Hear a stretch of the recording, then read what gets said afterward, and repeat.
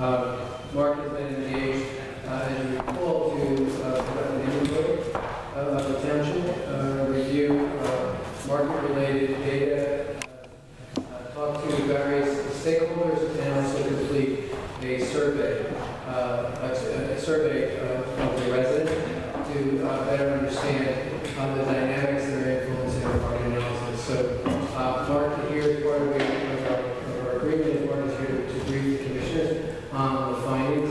And I won't steal this thunder. I'll turn it over to Mark. Thank you, Commissioner, Mayor, and fellow commissioners. Thank you very much for joining me here tonight and for having engaged us in the first place to do this work for you. I have to say, before I get into this, that I owe a debt of gratitude not only to each of you, but to the people of this community. The work that we do can sometimes be somewhat invasive. It requires the cooperation of a lot of people. And not only did each of you speak with me as part of our interview process, but merchants opened their doors and sat down with me, stakeholders sat down with me, commercial property owners, and of course, so many people in this community, so many of the households of this community participated in the survey that we did. So it was just a remarkable reaction. I'm grateful to all of them, but I'm particularly grateful to Commissioner Evans, to the Economic Development Advisory Committee who worked with us, and especially to Jack Barrett, who's been particularly helpful in enabling us to get this work done. So, having said all that, let me begin. I have a lot of slides here.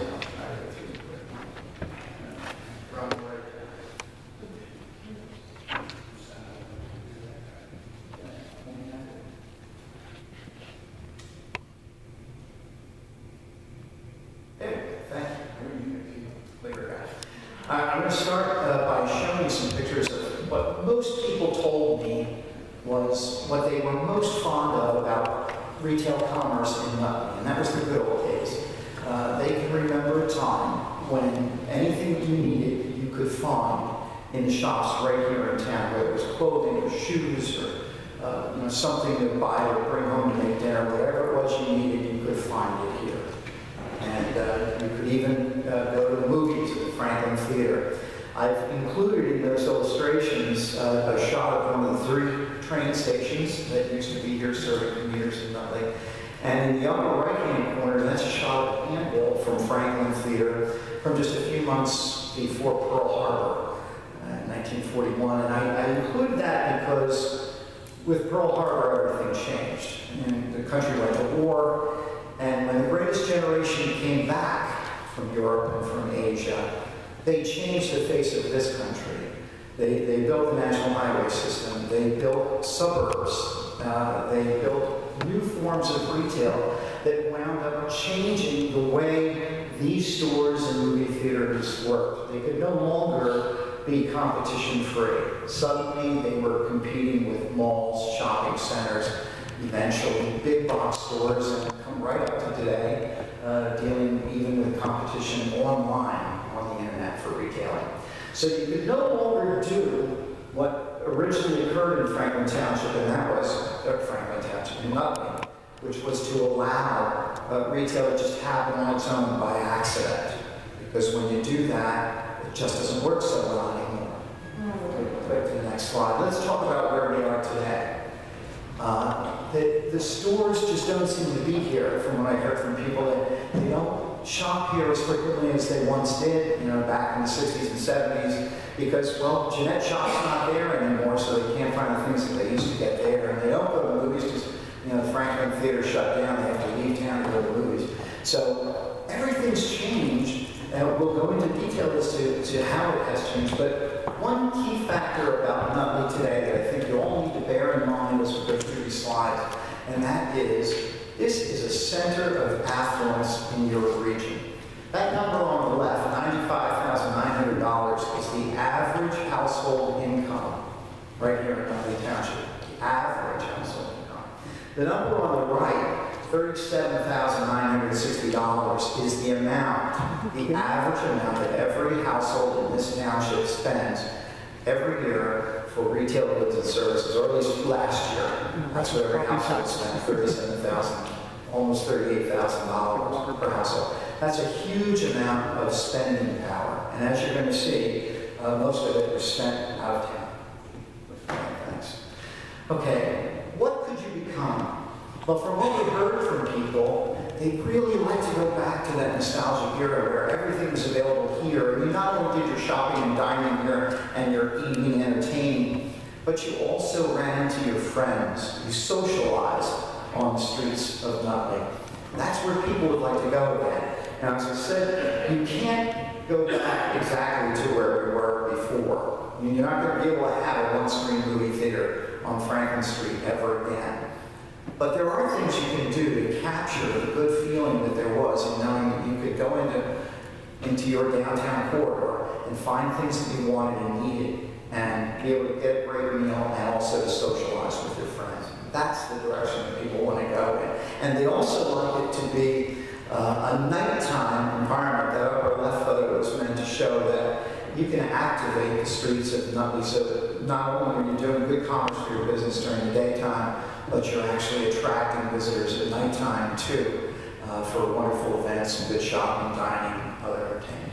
Okay, so how do you do that though? As I said, you can no longer leave things to chance. If you want to get to that future goal that people talk with me about, you have to plan it. You have to know exactly what you can support, what you can sustain, and what you cannot. Because you cannot waste effort and money trying to pursue something that simply can't be supported here. And I know this community's had lots of debates over the past several years about, oh, we should have a Trader Joe's, or we should have this or that. There are certain things you're not going to be able to have here. What you need to focus on is what can we have here, and what is it that we can have that is something that also lines up with what we want. And this is the method that you use to find that out. This is the method that we applied over the last 4 months in analyzing your market. We first looked at your retail infrastructure here in the community. What are the retail commercial spaces that you have? How are they arrayed? How do people get to them? What's the access like in the parking? All that sort of thing. Then we looked at what the community's opinion is. What is it that this community wants to be? What would they like to have here? What would make them shop and dine here more? What is the direction that they really want to go in? And then third, we also look at the economic data that's available out there. The very same data that major retailers look at when they choose to site a new store. We look at it for you kind of from the reverse point of view. Retailers are looking at it to try to find what's the next town that they want to be in, what's the next location. We're looking at it from the town's point of view, saying, okay, this is who we are, this is what we have. Who can we attract? Who matches up with that data? And when you look at all three of those areas and find areas of overlap, and we're depicting them in the middle of that Venn diagram where it says potential to recruit, where the infrastructure will fit the store, where the community says it wants the store, and where the economic data says you can sustain the store, that's the overlap point in the center. That's how you know who you want to get. Okay, answer. So we did that analysis. We've pulled together these several points I've outlined for you in that column on the left, and you're going to see it again a few more times during this presentation as we check off the different elements that we have done for you. But these are the categories of information that we researched in each of those three major areas. And at the end of this process, within the next couple of weeks, our firm is going to deliver to the community a printed report, which will give you all of that data, the pages of hard economic data that we obtained, a summary of the survey data that we compile, as well as your business inventory, all of those hard points, and our recommendations for them. But tonight, I just want to go quickly through some of those. On to the next page. So let's start with the infrastructure review. We looked at exactly the layout of your community in terms of where the retail is, and we discovered you have multiple corridors. No single one of them is actually specifically designated as a downtown. One had been, years ago. Chestnut Street was the old original downtown. But now I would say that it's certainly Franklin where you have the highest concentration of retail. It's shoulder to shoulder. and is supported by off-street parking as well as curbside parking, all of the essential ingredients that you need to have a successful downtown. So we looked at Franklin, but we also looked at all of the others. We came up with inventory for you, and we looked at these factors of the infrastructure. First, what was the condition of the retail buildings? We noticed that there were several where maintenance, where at least an upgrade of the facade would be warranted in order to try to create some harmony in the appearance of the avenue, so that people would be attracted to come here and retailers would want to be here. We also saw that you have an absence of blade signs, and we learned that this was because zoning previously had prohibited it. Fortunately, we've also recently changed our zoning. Now you allow the blade signs or the projecting signs that come off the front of stores. They're particularly helpful in a downtown setting because they let people who are walking or driving by know that there's more retail up ahead. It encourages them to get out and walk, which is what downtown's really all about, a walkable environment where people browse shop. That stimulates more business for people. But of course, that's the next point. We didn't see any foot traffic, very little foot traffic. And really, for a successful downtown operation, you need to have lots of people on foot, so they are doing that browse shopping, discovering things, going into the stores and buying things. So you need to stimulate that.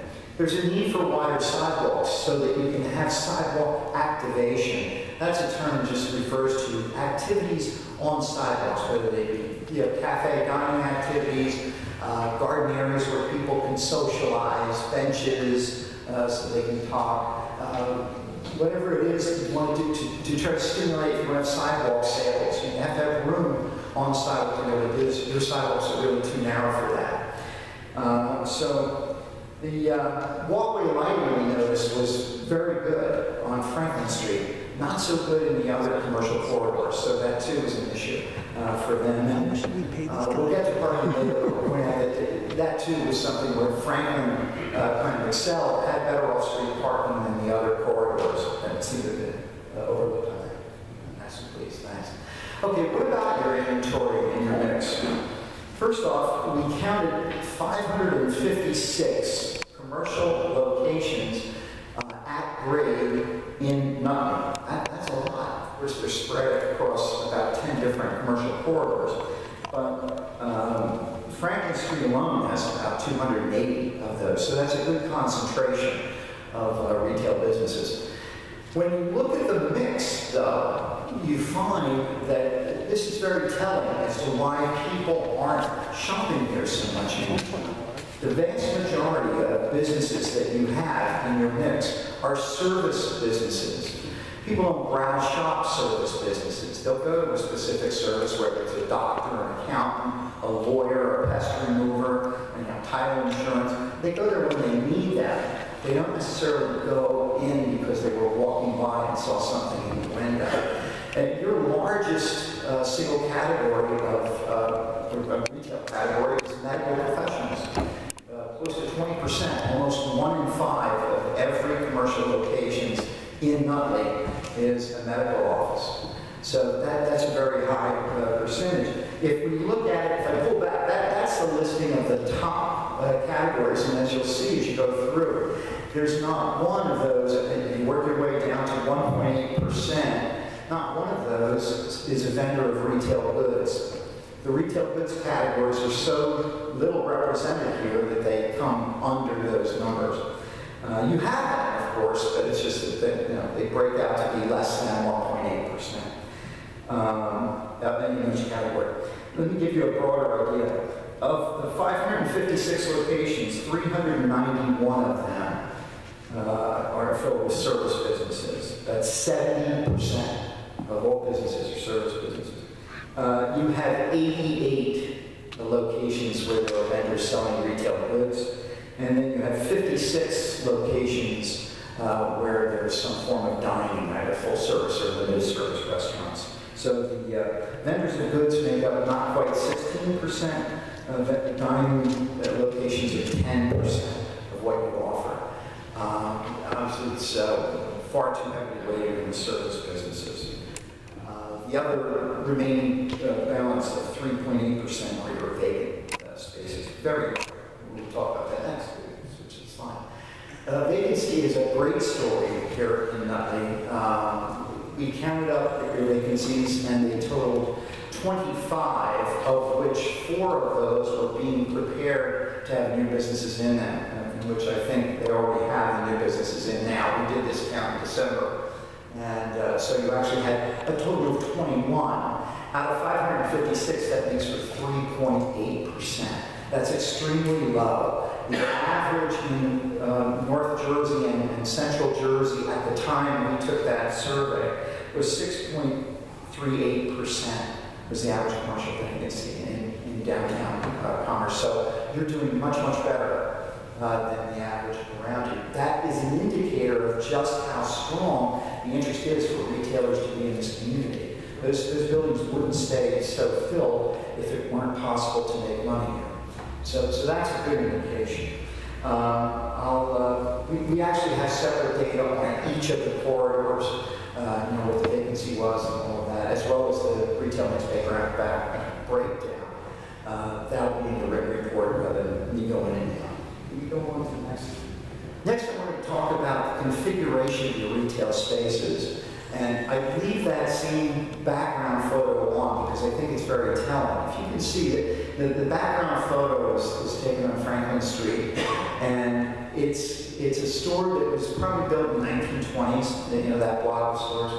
And the 2 gray buildings with the 2 storefronts in the center there with the brown paper in the windows, they were very likely originally 2 separate storefronts, which now have been combined into one.